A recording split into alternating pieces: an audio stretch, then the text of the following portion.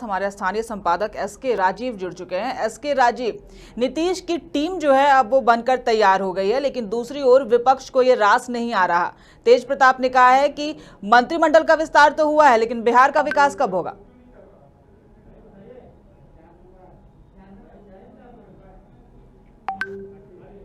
तो हो गया है, बिहार का विकास कब होगा? बिहार का विकास ऑलरेडी हो भी रहा है। कृति, अगर आप 2005 के बिहार के विकास को देखेंगे और 2021 के बिहार के को देखेंगे तो एक ह्यूज मतलब काफ़ी फ़र्क आपको नज़र आएगा उसमें। चूंकि विपक्ष का काम है सियासत करना, लिहाजा विपक्ष अपनी तरफ से सियासत करने का कोई भी मौका गंवाना नहीं चाहता।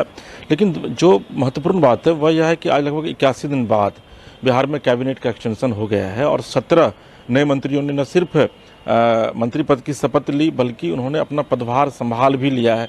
कई मंत्री आज देर शाम अपने विभाग में भी पहुंचे और कई मंत्री कल अपने विभाग पहुंचेंगे। और आप देखेंगे कि जिन जिन लोगों को मंत्री बनाया गया उसमें काफ़ी कई नए चेहरे हैं, यानी कि पुराने लोगों को कम तरजीह दी गई है। और इवन कि पुराने लोगों में एक मदन सहनी है, श्रवण कुमार हैं, संजय झा हैं।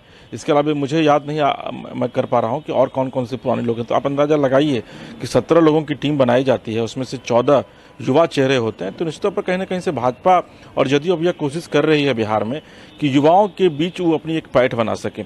आपको याद होगा कि 2020 के विधानसभा चुनाव में जब तेजस्वी यादव ने यह नारा दिया था कि जब उनकी पहली कैबिनेट होगी तो 10 लाख लोगों को वो रोजगार देंगे, उसके बाद से ही लगातार बीजेपी और जदयू यह चाह रही थी कि युवाओं की तरफ ज़्यादा से ज़्यादा वो खुद को फोकस कर पाए। और यही वजह है कि आज का जो कैबिनेट एक्सटेंशन हुआ है उसमें युवाओं को ज़्यादा तरजीह दी गई है।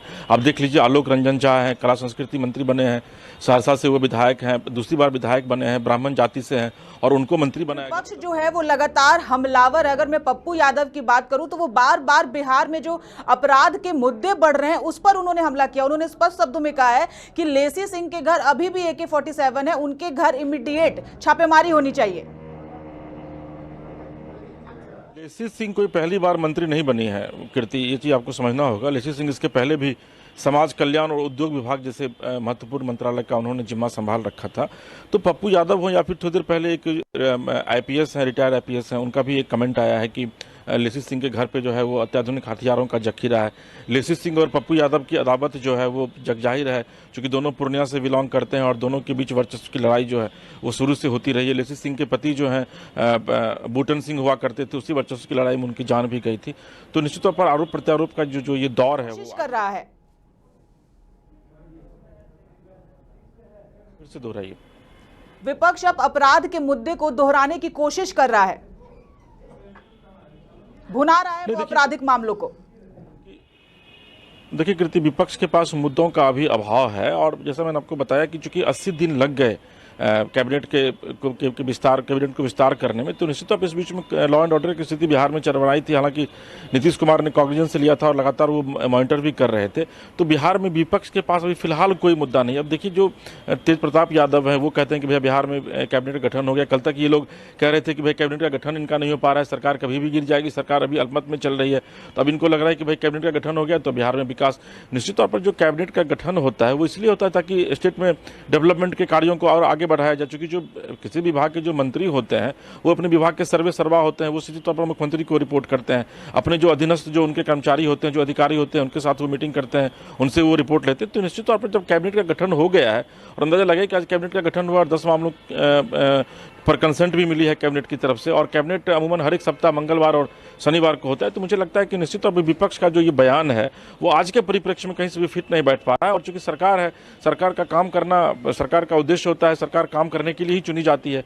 तो निश्चित तौर पर कैबिनेट जो है वो पूर्ण रूप ले चुका है बिहार में और आने वाले दिनों में विकास की गति भी तेज होगी। चेहरों पर दायित्व ज्यादा है। अगर मैं नितिन नवीन की बात करूं, जमा खान की बात करूं और नीरज सिंह बबलू की मैं बात करूं, तो उन पर दायित्व ज्यादा है। देखिए, तमाम लोगों पर दायित्व ज्यादा है, आप किसी से कम नहीं आंक सकती है। सुमित कुमार सिंह इंडिपेंडेंट जीत करके आए हैं, काफ़ी युवा हैं, उन पर भी दायित्व है। साइंस विज्ञान टेक्नोलॉजी के वो मंत्री बनाए गए हैं। नीरज कुमार बबलू वन एवं पर्यावरण के मंत्री बनाए गए हैं।